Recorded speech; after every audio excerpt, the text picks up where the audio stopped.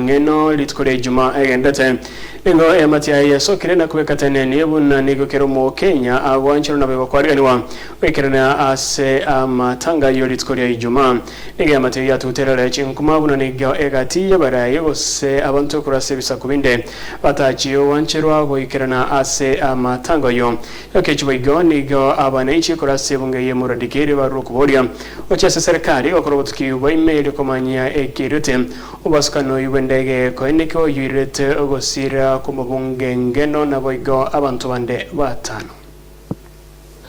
Kuna neno ambalo limetokea kwamba kuna watu wanaongea wanasema kabila zingine ama watu fulani wasikuje kwa mashishi. Sisi kama familia tumesema Johana Ngeno ilikuwa ni mbunge wa Emurua Dikirr. Tena ilikuwa ni kiongozi ya watu wa Kalenjin na tena ilikuwa ni kiongozi ya national.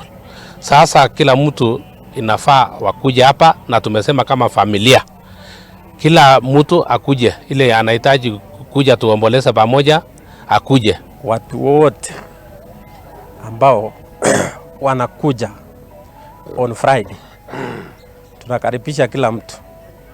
Niseme pia mheshimiwa wetu ambaye amelala amekuwa kiongozi wa taifa. So nataka niombe amani kwa wale wote wanakuja, wale watu wa Emurua Dikirr ambao mheshimiwa alikuwa anasimamia. Mashishi itakuwa Friday na tunakaribisha kila mtu. Tunasema penye Johana Ngeno alikuwa anapenda amani, wote tupende amani. Tukuje tu tuomboleze kwa amani. Tufumilie tu, tukubali tu ametuacha. Tusifanye lolote lenye inaweza fanya hiyo mashishi like ifuruke, tusifuruke. Maoni yangu ni kwa nini serikali waliharakisha kushikwa kwa Ngong? Kwa nini hakupewa heshima yake na alifanya kazi nzuri? Ya pili, marafiki zake wangeanziwa kwanza ndio mheshimiwa apatiwe heshima yake kwa siku yake peke yake. Tungeomba serikali kama kutakuwa na expansion kwamba wangeshika kwanza vijana alafu wakuje kushika mheshimiwa kwa siku yake ndio tupate kupatia heshima yake ya mwisho.